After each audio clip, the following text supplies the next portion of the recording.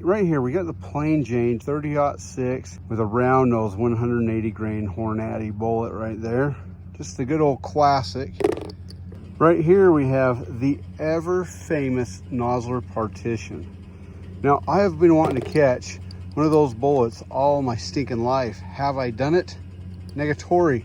We got the cheese ball container, but I don't have a rubber duck to put on top of it, unfortunately. So we got 5 juice bottles, and then we got it followed up by the Uncle Jim bladder box. Oh yeah, if this don't stop them, I don't know what will. I think I'm gonna take the first shot with the Nosler Partition just because it's so legendary. The problem I have with these is not anything to do with the bullet itself, but the thing costs a small fortune to purchase. First shot gonna be the Nosler Partition, right there, 180 grain.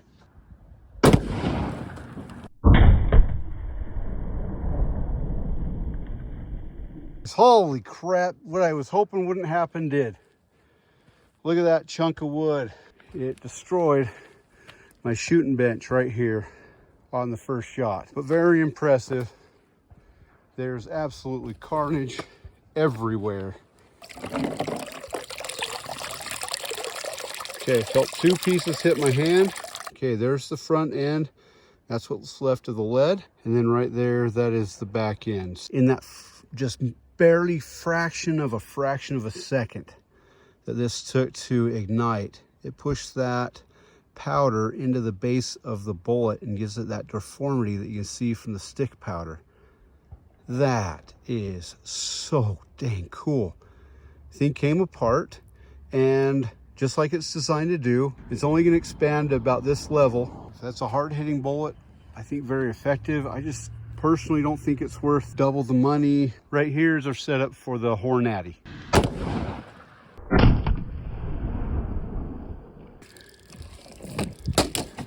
But we didn't get the last bottle. We got a capture in second to the last. Look at this. It shot. It made one of these jump into this bucket here. But we did capture this one. What we do come up with here though is a very nice mushroom, and it hit really hard. Excellent transference of force and devastating impact. All right, now to keep all things equal, since we are out of dihydrogen monoxide portable containers, ye good old pumpkins. Right here we just have a nice classic 30-06 round right here. We got a Hornady, I don't even think they called them Interlock back then, but it's just a 150 grain Hornady Spitzer.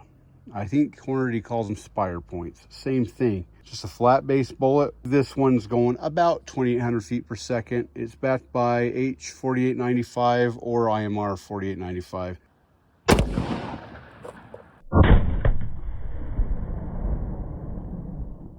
I believe this is the one we hit. Look what it did to this pumpkin right here. You've really got a major wound cavity right off the bat. Goes into here, big old entrance cavity, and by the time it comes out of here, you're talking another 14 to 16 inches. It's still coming, it comes out right here. Nice big wound cavity, still doing damage, but definitely it has slowed down. You can see little pumpkin guts right there. It did penetrate through 1, 2, 3, 4.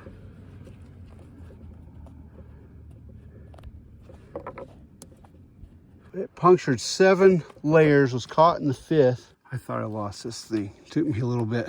That thing hit hard. Now that I'm out of mini bottles, this is gonna do. Now this is a Speer 150 grain, 30-06 round, of course. It's backed by 51 grains of IMR 4064. Nice part, I hit where I was aiming, which is off center a little bit on this.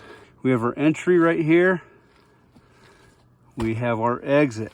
Now hits here, you can see that that's imparting energy, and it's leaving a hole much bigger than 1/3 of an inch. Big entry wound right there. Smaller exit wound, just as we would expect. Now, I don't really care if we have jacket separation such as this is showing right now.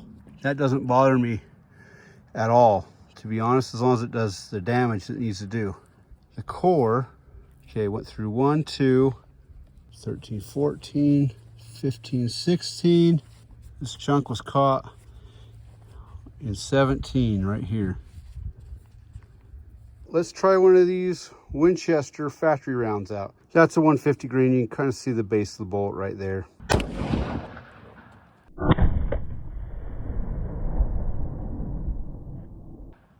Oh, that was awesome.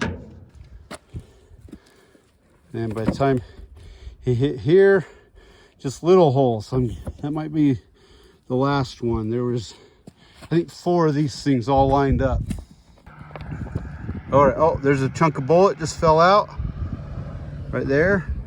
Looks like they both pretty much stuck together and hit this thing.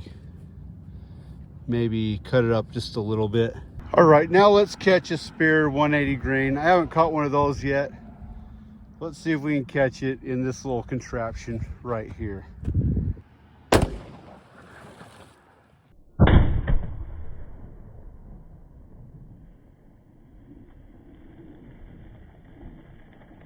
That is either being a complete fail or a complete success. My board is shredded. Shredded. Would have gone in right there, come out right there. Really good expansion.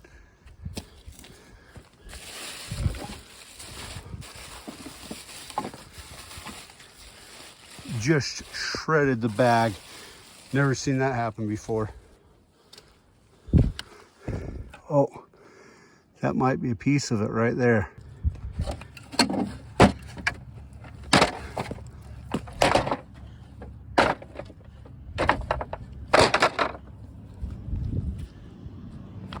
That's what happens every time I try to catch this bullet right here. It never quite goes according to plan. But then again, I wasn't even planning on shooting this one today.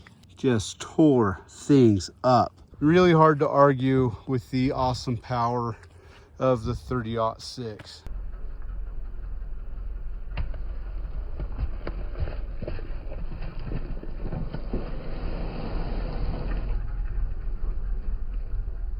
Keep your stick on the ice.